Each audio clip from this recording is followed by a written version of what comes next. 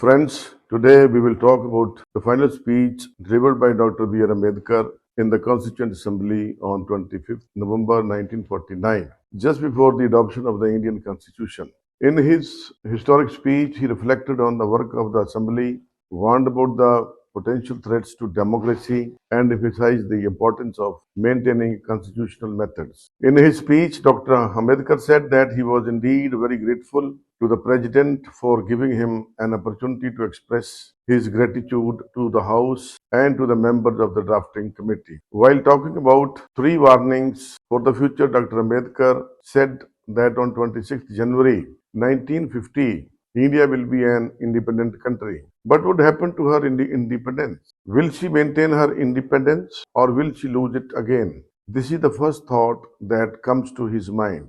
It is not that India did not know, but independence was. There was a time when India was a great independent country. When there was a time when India was ruled by great emperors. But this independence was lost. Will India lose it again? What perturbs him greatly is the fact that not only India has once before lost her independence, but India lost it by the infidelity and the treachery of some of her own people.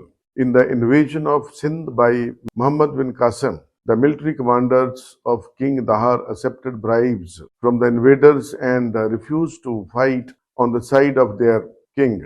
It was Jaichand who invited Mahmud of Ghazni to invade India and fight against Prithviraj Chauhan and promised him the help of himself and the Solanki kings. When Shivaji was fighting for the liberation of the Hindus, the other Maratha noblemen and Rajput kings were fighting with the Mughals against him. When the British were trying to take India, some Indians stood by them. Will history repeat itself? It is this thought that fills him with anxiety. While expressing his views about the importance of political democracy, Dr. Ambedkar said that the second thing we must do is to observe the caution which J.S. Mill has given to all who are interested in the maintenance of democracy, namely, not to lay their liberties at the feet of even a great man, or to trust him with power which enables him to subvert their institutions. There is nothing wrong in being grateful to great men who have rendered lifelong services to the country. But there are limits to gratefulness. Bhakti in religion may be a road to salvation, but in politics, bhakti or hero worship is a sure road to degradation and to dictatorship. While talking about social democracy as the foundation, Dr. Ambedkar stated that the third thing we must do is not to be content with mere political democracy. He said that we must make our political democracy a social democracy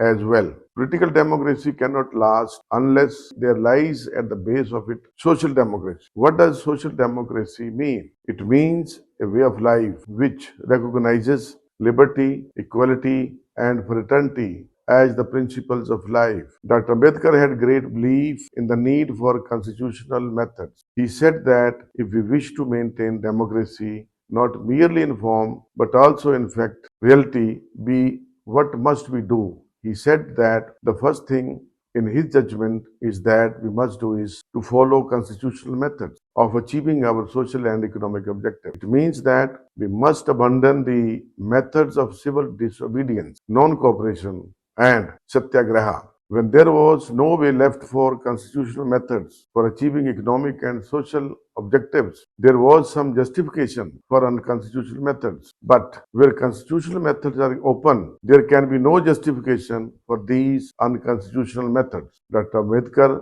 was quite concerned about the role of caste in Indian society. He said that we must be mindful of another danger. In India, there are only two things that are important, that is caste and religion. If democracy has to be maintained in India, the second thing that must be done is to get rid of this social evil. We must break down this system that has brought so much disunity and conflict. Dr. Ambedkar also expressed his opinion about the responsibility of the citizens of India. He observed that the constitution we have adopted is a wonderful document. However, good a constitution may be, it is sure to turn out bad because those who are called to work, it happened to be a bad lot.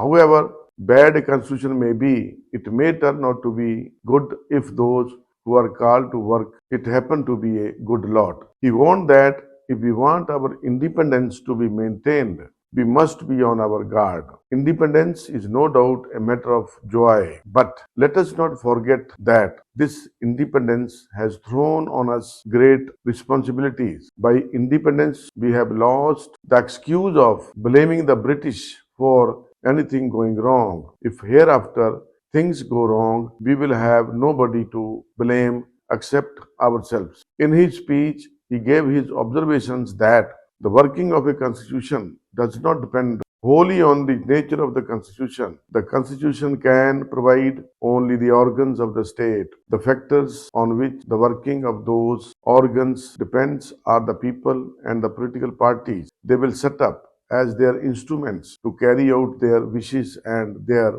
politics. If we wish to maintain democracy, not merely in form, but also in fact reality, but must we do. He said that the first thing in his judgment that we must do is to have faith in the constitutional method of achieving our social and economic objective. It means that we must abandon the methods of civil disobedience, non-cooperation, and satyagraha. He finally said that he does not know how long this constitution will last, but if things go wrong under the new constitution, the reason will not be that we had a bad constitution, but we will have to say is that the man was wild, which means that the man was bad. In conclusion, we can say that this was Dr. Ambedkar's final address to the Constituent Assembly, where he warned of the dangers of the casteism, hero worship in politics, and the need for social democracy alongside political democracy. His speech remains highly relevant to India's democracy even today, when we see every day that all such dangers are still relevant and are posing big challenge to India. Thank you very much.